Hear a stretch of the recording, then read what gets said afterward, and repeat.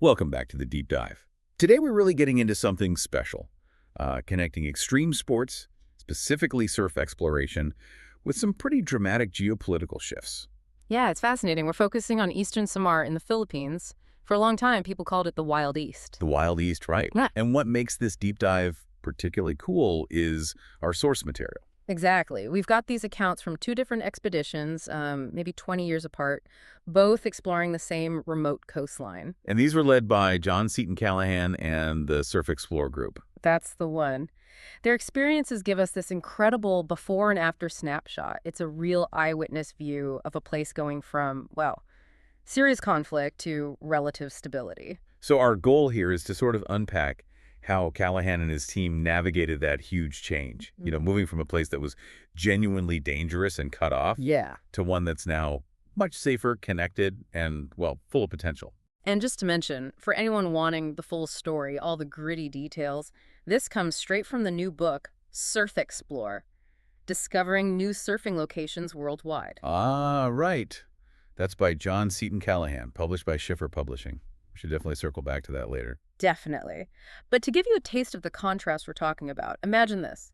Back in the day, you literally had to pay a revolutionary tax. A tax to who? To armed guerillas, just so you could paddle out and surf without getting shot at. Wow, okay. Now flash forward, and the team is using high-tech drones to check the surf 5 kilometers away, safely. That's quite the transformation, from paying rebels to flying drones. It really is. That's the core of what we're digging into today. Okay, let's rewind then.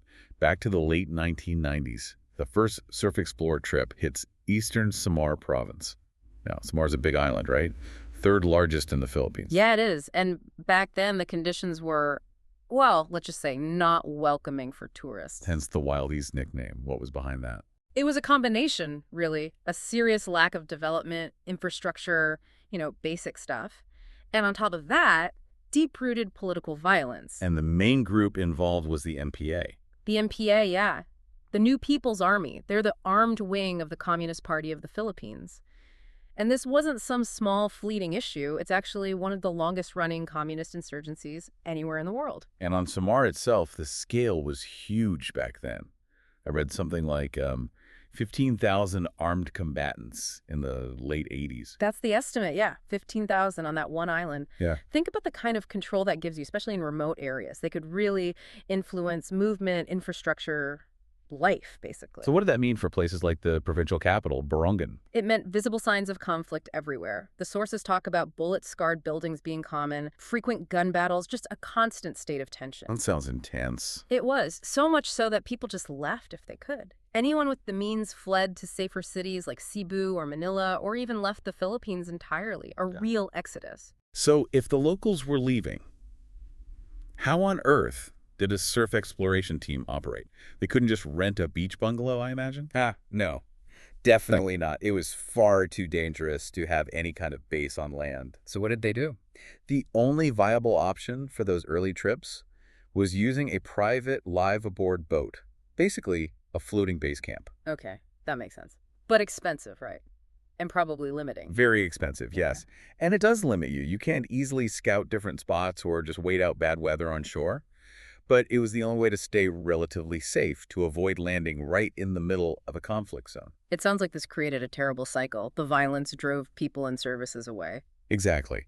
And when the government presence faded, so did the funding for infrastructure from the central government. Which then played into the MPA's hands. Precisely. The lack of government services, the poverty, the feeling of being abandoned, it made it easier for the MPA to recruit people, especially young, dissatisfied locals. And they funded themselves out. Extortion, kidnapping. And the sources even mentioned they were sometimes able to buy weapons from corrupt people within the Philippine Army itself. It just fed the cycle of violence. It's grim. And that specific danger you mentioned earlier, the revolutionary tax, that really hits home. It's the most striking detail, I think.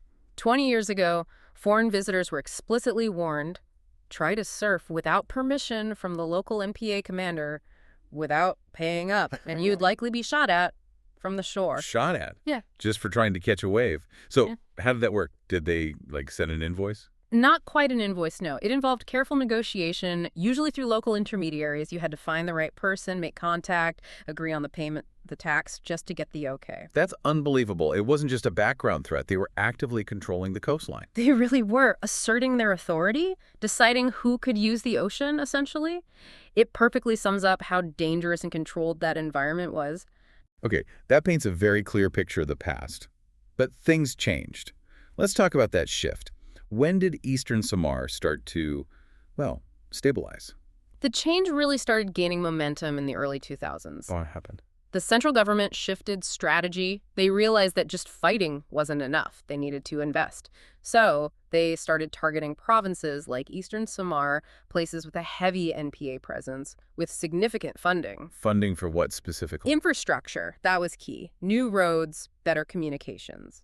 And why is infrastructure so important in countering an insurgency like that? It's not just about convenience, is it? Not at all. New roads break down the isolation that insurgents thrive on. Yeah. It makes it easier for government forces and aid workers to get in to deliver services. Right. It connects communities. Exactly. It shows the population that the government is present, that it's investing in their future. It directly undermines the NPA's narrative and their ability to recruit people who feel ignored. And the impact was noticeable. Hugely noticeable. By the time the surfEXPLORE team went back this time, they were actually filming for French TV. Barangan was transformed. How so? The city was alive again. People had moved back. Businesses were opening up. It felt safe for visitors. The NPA's presence dramatically reduced. The sources call them largely a spent force in the province by then. And those bullet-scarred buildings. Still there, some of them. But the context was totally different. Instead of active danger signs, they were like historical markers. Something for, as the source puts it, rubbernecking tourists to look at. That shift in perception is incredible. Yeah. And this progress continued even after major disasters, right? Like Super Typhoon Haiyan. Yes, Haiyan hit near Tacloban City in 2013, devastatingly close. But the rebuilding efforts continued, the infrastructure improvements kept going. That resilience, that commitment to rebuilding rather than just retreating again, really cemented the security gains. And a key part of that modern infrastructure is connectivity. Oh, absolutely critical for modern exploration and life in general. Despite how remote some parts still are, there are new telecom towers. You can get good internet access. Which matters because? Because it connects people.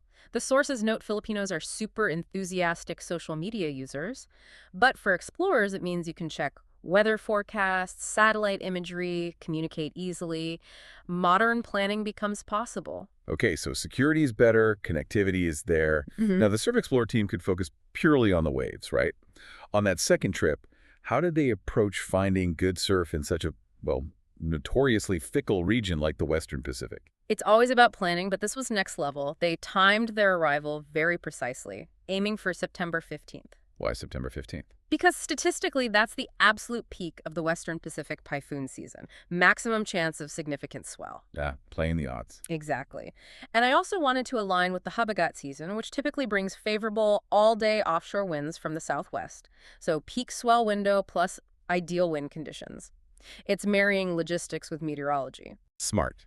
Very smart. Did they go back to that spot they first surfed 20 years prior? They did, yeah. That specific left-hander.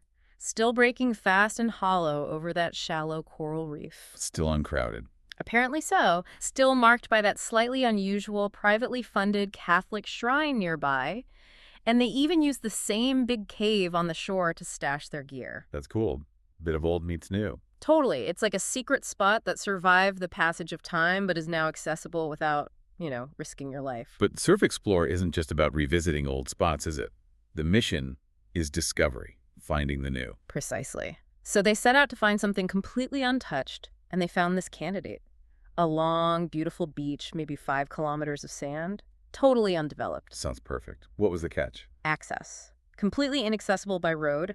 The closest they could drive was to a village about 5 kilometers away through the forest. The classic explorer's problem. Exactly. You're faced with this dilemma.